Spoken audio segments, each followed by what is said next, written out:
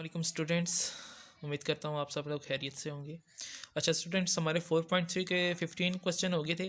आज हम नेक्स्ट जो है वो 22 स्टार्ट करेंगे। ठीक है, 21 आप लोगों ने खुद करना है। ठीक है, ये आप लोग देख लीजिएगा किस तरह होगा। 22 आज हमने स्टार्ट करना है। In each of the following check whether the two lines are parallel, perpendicular, neither parallel nor perpendicular. ठीक है, हमने ये जो दो लाइंस क्वेश्चन में दी होती हैं, ठीक है, इसको हमने चेक करना है कि ये दोनों लाइंस आपस में पैरेलल हैं या परपेंडिकुलर हैं, या पैरेलल भी नहीं है और परपेंडिकुलर भी नहीं है। ठीक है, तो जैसे कि 22 का ए पार्ट है। ठीक है, ये हमारे पास एक लाइन दी हुई है, ये दूसरी लाइन दी हुई है। ठीक है, तो अगर तो ये दोनों लाइंस, इनका जो स्लोप है, ठीक है, वो आता है इक्वल। ठीक है, हमने इसका भी स्लोप फाइंड किया लाइन का, इस लाइन का भी स्लोप फाइंड किया।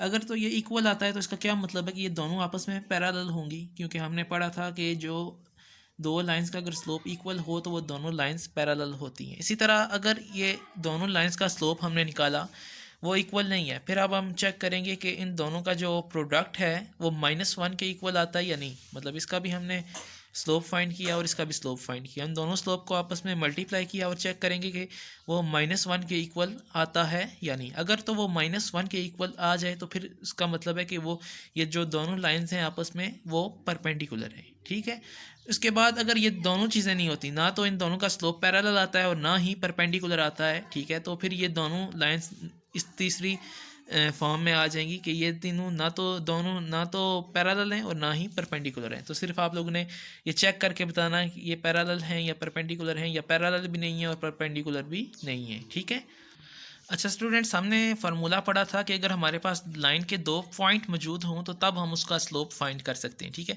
अब तो यहाँ पे लाइन की इक्वेशन है, तो यहाँ पे इसका स्लोप कैसे फाइंड करेंगे। ठीक है, तो यहाँ पे देखें, अगर हमारे पास इस फॉर्म में इक्वेशन है ax + by + c के फॉर्म में, ठीक है, तो यानी कि ए और बी और सी की जगह कोई भी कांस्टेंट होंगी। जैसे कि ये फॉर एग्जांपल हो गया ax + by + c, ए की जगह 2 है, बी की जगह यहाँ पे 1 है और सी की जगह -3 है। तो फिर हम इसका स्लोप कैसे फाइंड कर सकते हैं, वो होगा फार्मूला हमारे पास -a/b।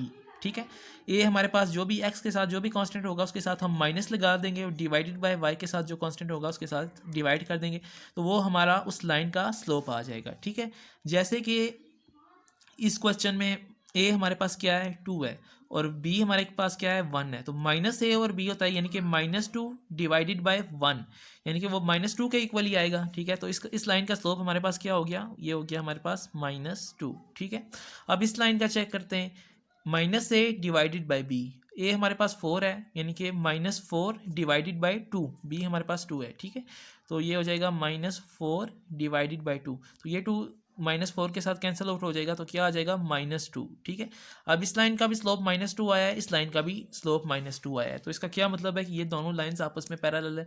जस्ट आपने नीचे लिख देना है कि ये दोनों आपस में पैरेलल है, क्योंकि इनका स्लोप इक्वल आ गया। ठीक है, इसी तरह आप लोगों ने नेक्स्ट जो सी पार्ट है और ई पार्ट है, इसका स्लोप भी चेक करना है। दोनों का फाइंड करें स्लोप इस फार्मूले के थ्रू और चेक करें कि ये पैरेलल आते हैं या परपेंडिकुलर।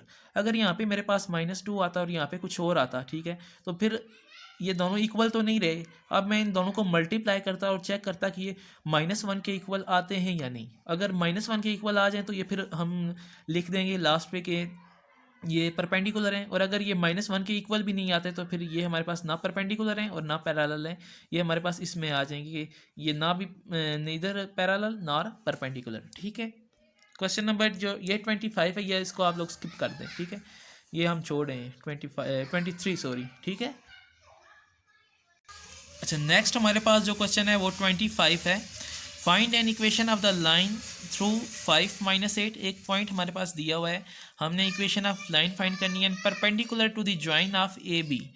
अब हमारे पास हमने एक लाइन की इक्वेशन फाइंड करनी है जो कि इस पॉइंट से गुजर रही है, और वो लाइन इस दोनों पॉइंट के ज्वाइन करने से जो लाइन बनती है उस लाइन के परपेंडिकुलर है। ठीक है, ये क्वेश्चन है हमारे पास 25। अच्छा, इसका सोल्यूशन देखते हैं। ठीक है, ये हमारे पास इस पॉइंट से लाइन गुजर रही है, और वो जो लाइन इस पॉइंट से गुजर रही है वो इन दोनों लाइन को मिलाने से जो लाइन बनती है उसके परपेंडिकुलर है। ठीक है, तो इसका क्या मतलब है कि ये जो लाइन है हमारे पास जिसकी हमने इक्वेशन फाइंड करनी है, इसका स्लोप और ये जो दोनों लाइंस होंगी इस दोनों पॉइंट्स को मिलाने से उसका स्लोप इन दोनों का प्रोडक्ट -1 के इक्वल होगा। क्यों होगा? क्योंकि ये दोनों लाइंस परपेंडिकुलर हैं और हमने पढ़ा था कि अगर दो लाइंस परपेंडिकुलर हों तो उनका जो स्लोप होता है वो -1 के इक्वल होता है। ठीक है। अच्छा, अब since A B is perpendicular to required line, ये जो ए बी हमारे पास लाइन बनेगी, ठीक है, ये परपेंडिकुलर है जिसकी हमने इक्वेशन फाइंड करनी है उसके, ठीक है, then the product of their slopes will be -1। ठीक है, तो क्योंकि ये आपस में दोनों परपेंडिकुलर हैं तो इनके जो स्लोप का प्रोडक्ट होगा वो -1 के इक्वल होगा। Let m1 be the slope of required line, हमने लेट कर लिया कि m1 जो है हमारे पास वो रिक्वायर्ड लाइन का स्लोप है जिसकी इक्वेशन हमने फाइंड करनी है, and m2 be the slope of A B, और ए बी का स्लोप जो हमारे पास ये वाला आया था इसको हमने m2 लेट कर लिया है। तो दोनों का स्लोप का प्रोडक्ट -1 के इक्वल होगा, तो m1 इज इक्वल टू क्या हो जाएगा, -1/m2, m2 को इधर आके डिवाइड कर दिया। अब m2 हमने ए बी का स्लोप लिया हुआ था और ए बी का स्लोप हमारे पास क्या आया है, 3/5। ठीक है, तो ये 3/5 यहाँ पे पुट किया। अब m1 हमारे पास क्या आ गया, -5/3। ठीक है, ये ऊपर जाएगा तो यहाँ पे -5/3 आ जाएगा। ठीक है, अब हमारे पास लाइन का एक पॉइंट भी आ गया और इस लाइन का स्लोप भी आ गया। ठीक है, तो अब हम इक्वेशन ऑफ रिक्वायर्ड लाइन क्या हो जाएगी, y - y1 is equal to mx - x1। ठीक है, तो ये हमारे पास वो इक्वेशन होगी है जो हमने पढ़ी थी सबसे पहले के सेकंड नंबर पे पढ़ी थी कि अगर हमारे पास एक पॉइंट मौजूद हो लाइन का और उसका स्लोप मौजूद हो तो इसकी इक्वेशन हम फाइंड कर सकते हैं। तो ये आप लोगों ने m की वैल्यू यहाँ पे पुट करें, x1 y1 ये हमारे पास दिया हुआ है x1 y1। ठीक है, ये यहाँ पे पुट करके इसको आगे थोड़ा सिंप्लीफाई कर लीजिएगा। ये हमारे पास क्वेश्चन नंबर 25 है। वीडियो को पॉज करके क्वेश्चन को नोट कर सकते हैं। अच्छा, नेक्स्ट हमारे पास है two intercept form of an equation.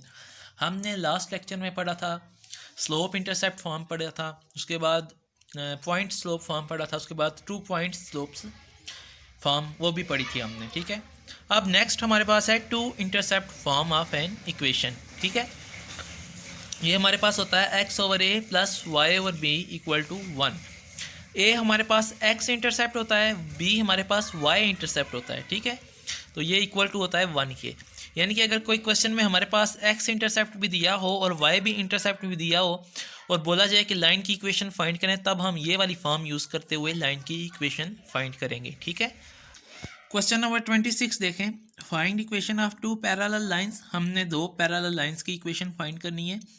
Perpendicular to 2x - y + 3 equal to 0, जो कि 2x - y + 3 एक और लाइन दी हुई है, वो दोनों लाइंस इसके परपेंडिकुलर हैं। ठीक है, such that the product of x and y intercept of each is 3।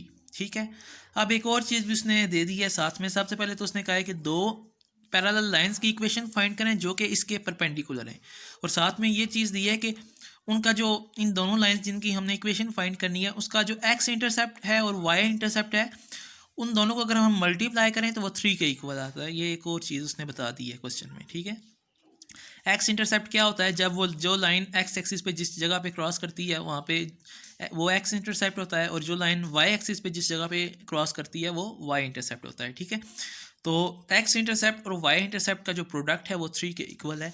तो हमने वो दो जो पैरेलल लाइंस हैं उनकी इक्वेशन फाइंड करनी है। अच्छा, एल हमारे पास जो लाइन हमारे पास दी हुई थी इसको हमने एल के इक्वल लेट कर लिया है। ठीक है, जो कि परपेंडिकुलर है उन दोनों पैरेलल लाइंस के। ठीक है, इसका स्लोप हमने फाइंड कर लिया है। ठीक है, -a और b जो हमने फार्मूला भी पढ़ा था। ठीक है, इसके थ्रू हमने इस लाइन का स्लोप फाइंड किया है जो कि आया है 2, और इसको हमने m लेट कर लिया है। ठीक है, अब since the required line is perpendicular to L. ठीक है, अब जो जिस लाइन की हमने इक्वेशन फाइंड करनी है वो इस लाइन के परपेंडिकुलर है, ये क्वेश्चन में गिवन है। तो इन दोनों के जो स्लोप का प्रोडक्ट होगा वो -1 के इक्वल होगा। ठीक है, तो इसका क्या मतलब है कि स्लोप ऑफ रिक्वायर्ड लाइन किसके इक्वल होगा, -1/m हो जाएगा। ठीक है, जैसे कि इस क्वेश्चन में हमने किया था। ठीक है, दोनों का जो प्रोडक्ट था वो -1 के इक्वल था। इसका क्या मतलब है कि जो जिसकी हमने इक्वेशन फाइंड करनी है उसका स्लोप क्या हो जाएगा, -1 जो दूसरे का स्लोप था उसके इक्वल। ठीक है, तो यहाँ पे मैंने डायरेक्ट लिख दिया है -1/m हो जाएगा। ठीक है, और m यहाँ पे हमारे पास 2 है तो यहाँ पे -1/2। अब ये हमारे पास स्लोप आ गया है उस लाइन का जिसकी इक्वेशन हमने फाइंड करनी है। ठीक है, let y intercept of required line is c। अब स्लोप हमारे पास आ गया है उस लाइन का और y इंटरसेप्ट को हमने c लेट कर लिया है कि ये c के इक्वल है। ठीक है, so the slope intercept form of required line. अब y इंटरसेप्ट भी हमारे पास आ गया है और स्लोप भी आ गया है, तो स्लोप इंटरसेप्ट फॉर्म हमारे पास हम उसको यूज़ करेंगे y = mx + c। m की वैल्यू -1/2 थी, ये पुट किया है, और c तो हमारे पास हमने c ही लेट किया हुआ है y इंटरसेप्ट को, तो ये ऐसे ही रहेगा, ठीक है। अब ये इधर आ गया, इसको मल्टीप्लाई कर दें, डिवाइड कर दें सॉरी c के साथ, ठीक है, इस पूरी इक्वेशन को, तो ये क्या हो जाएगा x/2c + y/c, और c क्या किसके इक्वल हो जाएगा 1 के, ठीक है। अब ये कौन सी फॉर्म आ गई है हमारे पास, अब ये वो वाली फॉर्म आ गई जो अभी हमने पढ़ी थी, टू इंटरसेप्ट फॉर्म, ठीक है, x/a + y/b = 1, ये भी देखें वैसे ही फॉर्म आ गई है x/a + y/b = 1, ठीक है। और हमने पढ़ा था कि ये जो a है हमारे पास ये x इंटरसेप्ट है और b हमारे पास y इंटरसेप्ट है, ठीक है। तो इस चीज़ का क्या मतलब है कि ये जो 2c हमारे पास दिया हुआ है ये x इंटरसेप्ट है और c हमारे पास y इंटरसेप्ट है। अच्छा, क्वेश्चन में एक और चीज़ भी दी हुई थी कि जो रिक्वायर्ड लाइन है उसका x इंटरसेप्ट और y इंटरसेप्ट को अगर हम मल्टीप्लाई करें तो वो 3 के इक्वल आता है, ठीक है। तो इसका क्या मतलब है कि मैं 2c और c को अगर इन दोनों को आपस में मल्टीप्लाई करूं तो वो 3 के इक्वल है, क्योंकि क्वेश्चन में उसने यही चीज़ बताई है, ठीक है।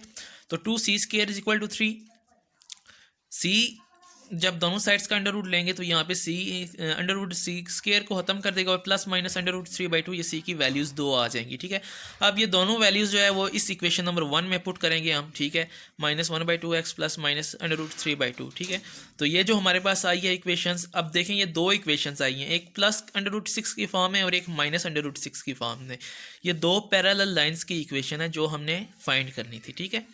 अब आप लोग वीडियो को पॉज करके क्वेश्चन को नोट कर सकते हैं, ठीक है।